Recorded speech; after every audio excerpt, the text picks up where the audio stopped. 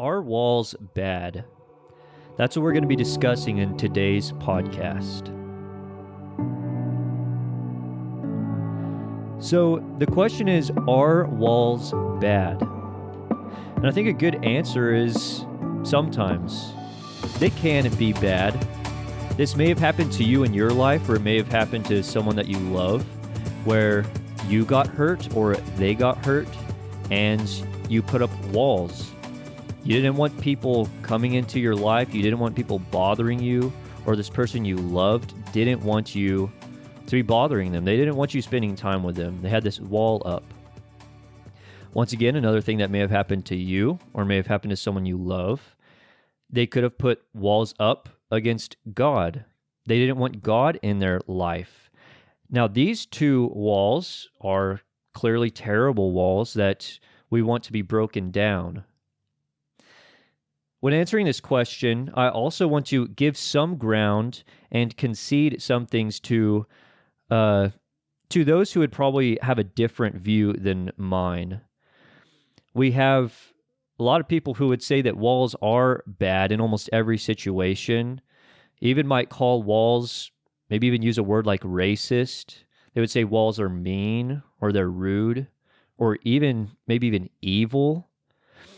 And these people, a lot of times, they do have good intentions. They see the fact that a lot of people in this world are hurting. A lot of people in this world just want a good place to live and to thrive. America is becoming a harder place to do that, but it still is one of the best places in the world to do that. So we still have people wanting to come to this country. And I can understand what those people are thinking, because I can see that same thing.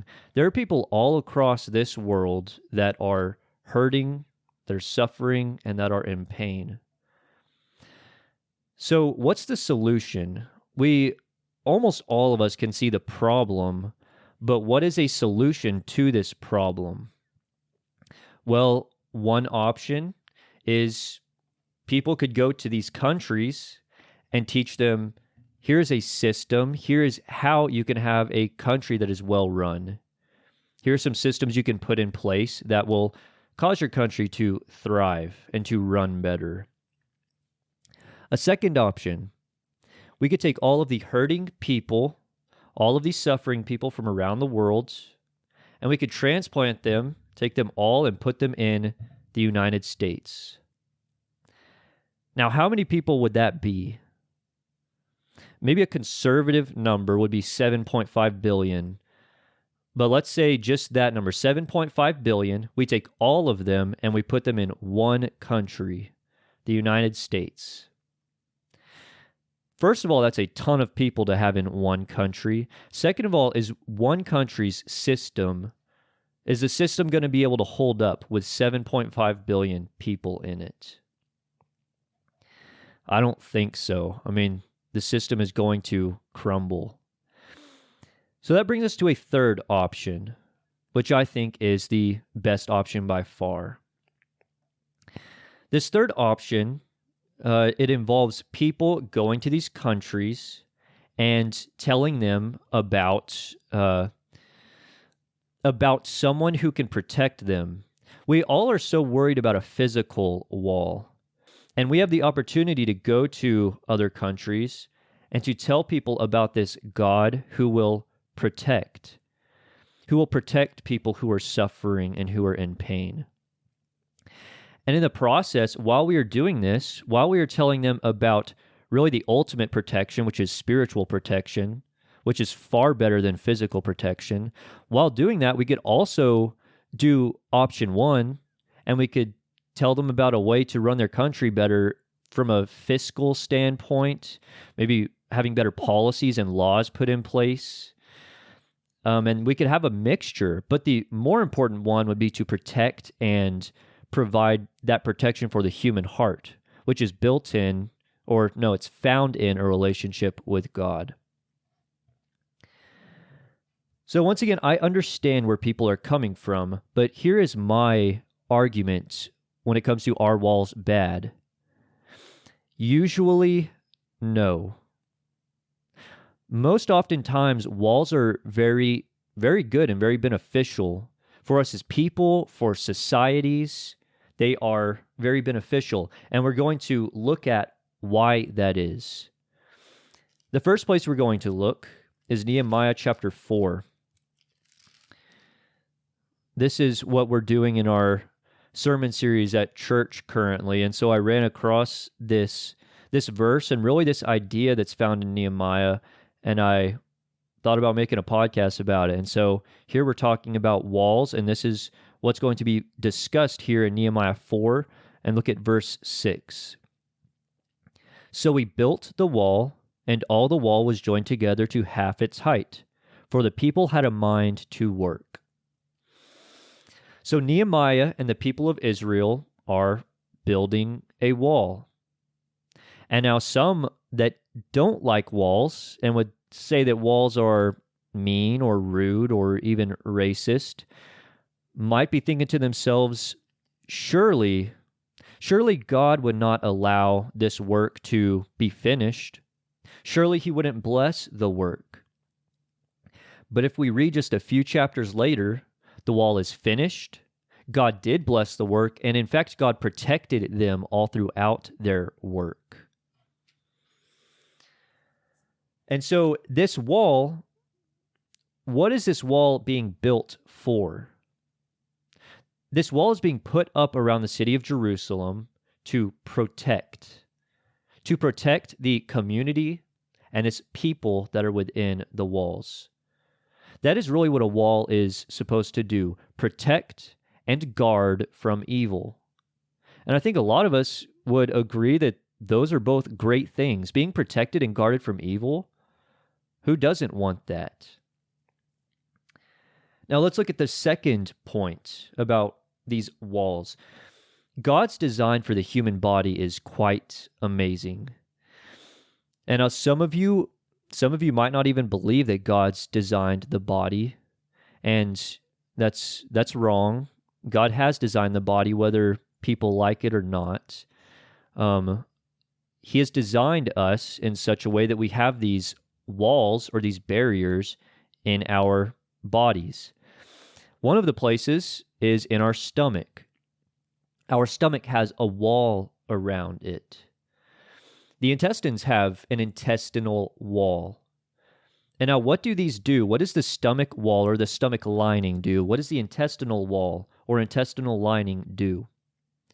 Well, these walls are built with gates, little gate-like structures, and these gates open up to allow minerals and vitamins and the good guys to get out of your stomach and get into your bloodstream so that those things can be brought by your blood to different parts of the body, different organs. Now, the wall also does another thing. It is supposed to keep the bad guys it's supposed to keep the bad guys in so they don't get out into the bloodstream. And that's a dangerous thing when we start letting parasites and toxins, chemicals, bacteria, fungi, once those start being let out and the gates are open and weak or the walls are weak, and when that happens, then our organs and our entire body can get infected. So we also have these things, these very small things, part of our body that are called cells. And now our cells aren't like plant cells. We don't technically have a cell wall. We have a cell membrane, but that membrane really acts as a sort of barrier or wall. It lets in the good guys, and it's supposed to not let the bad guys into the wall to damage the cell. But when the cell has weak walls, it lets good guys and bad guys in. It's not protected or guarded. You might have heard of the blood-brain barrier. What does the barrier do? It protects. And then finally, we've got plenty of other things we could look at, but you think of your skull. What is your skull doing? It's protecting your brain. It's like a wall around your brain. Let's look at what David had to say about God in Psalm 18, how he describes God as this protector. Psalm 18, 1 through 3. I love you, O Lord, my strength. The Lord is my rock and my fortress and my deliverer, my God, my rock in whom I take refuge, my shield and the horn of my salvation, my stronghold. I call upon the Lord who is worthy to be praised, and I am saved from my enemies. David calls God his fortress. When you think about a fortress, what comes to mind? It's probably this big castle-like structure with big stone walls. The walls probably aren't wimpy, short, thin, weak walls. They are big walls that keep enemies out. And this is what David is saying here. I am saved from my enemies. We see this idea once again in just these 3 verses, the idea of protection and being guarded by God. We're not going to read these other 2 sections, but I'd encourage you to read Psalm 59 and Psalm 91 as well, where David will say a similar thing about God being his fortress and saving him from the enemy. Next is this is the 4th thing, and that is God protects people from very dark forces. We read about these dark forces in Ephesians chapter 6. And then he's also protecting us from Satan's schemes. And so God is protecting us. He's especially protecting his people, Christians around the world.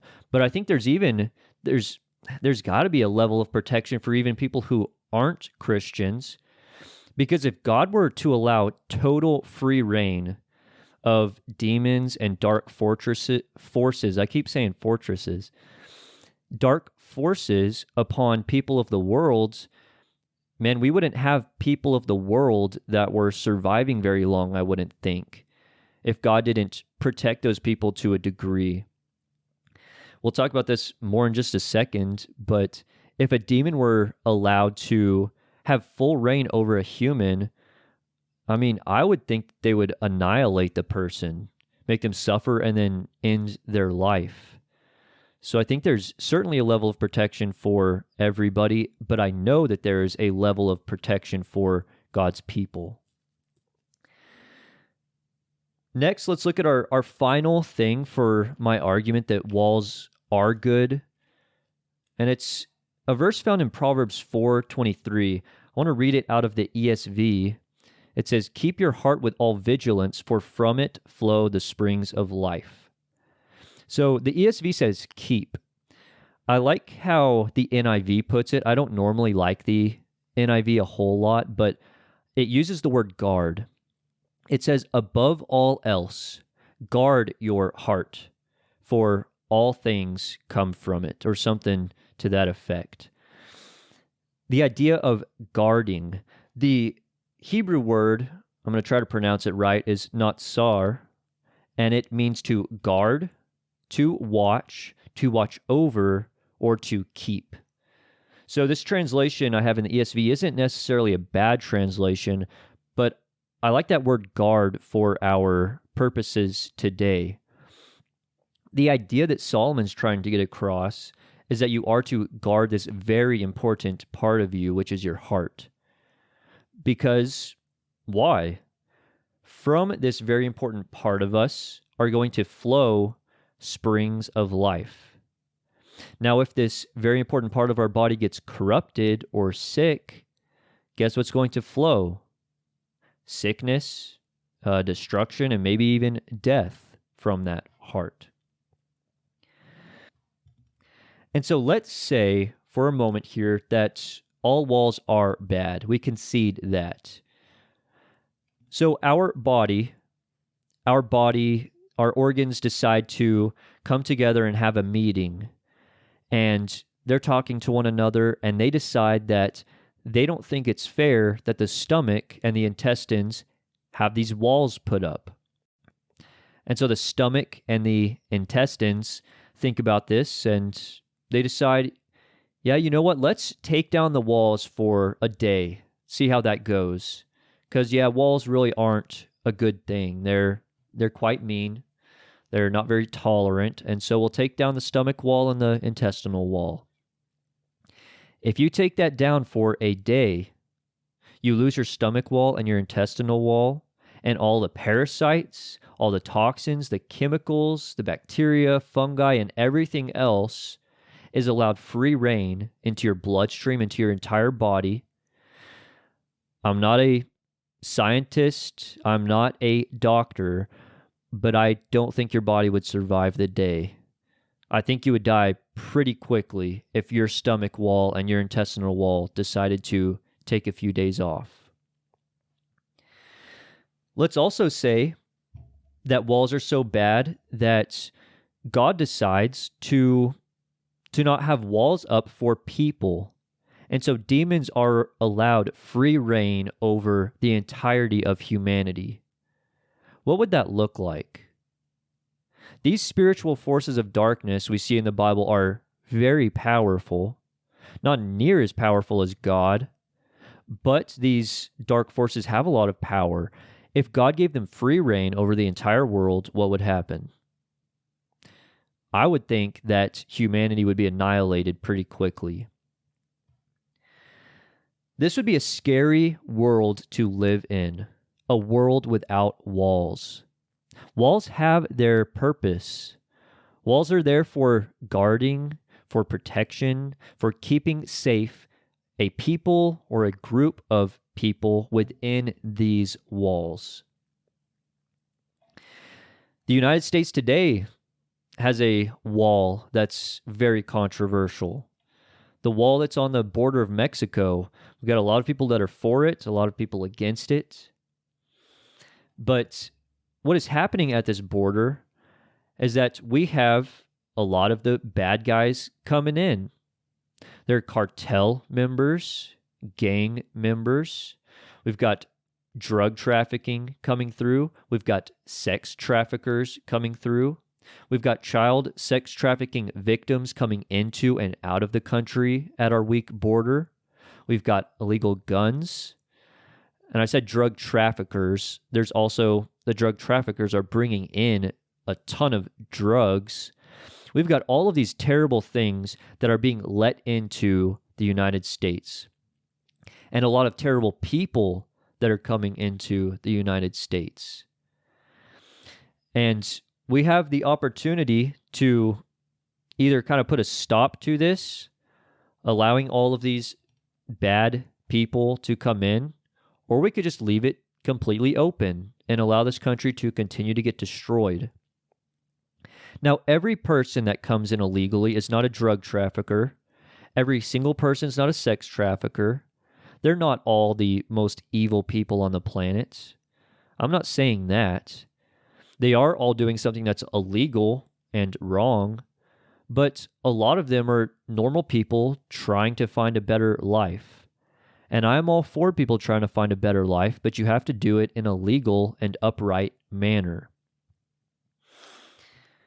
And so really, those people who want this country to remain a country and to be able to stand and not be totally broken down, there's got to be borders.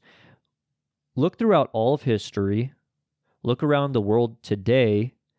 One of the things that makes a country is a border. And if you don't have strong borders, it's going to lead to a ton of problems within the country until eventually the country is destroyed. But this wall, this is a physical wall. And this wall is a very dangerous place right now. Currently, the border is a dangerous place to be around. But there is another wall today that is even more important for us to discuss. And it is the worst wall that has really been put up in history. And that is the wall that people put up around their heart against God. This wall that they put up that keeps God out of their lives, out of their heart. And this wall has led to more destruction, more damage, and more death than any other wall in the entire world. Once again, we've got a lot of people that would say the the wall in Mexico, that is a bad wall. But they will not look at the fact that the wall around the human heart that is put up to keep God out of it, a lot of these same people won't say that's a bad wall. They'll say that's okay to put up. I don't want God in my life, and that's my choice. And it is right, that is a person's choice. God isn't going to force himself on someone's life. But this wall is a wall that needs to be destroyed. This is one of the few walls that doesn't protect. It doesn't guard. This is a wall that a person might think is protecting them, but actually it's destroying them. This is a wall that must be destroyed. So, just a quick recap.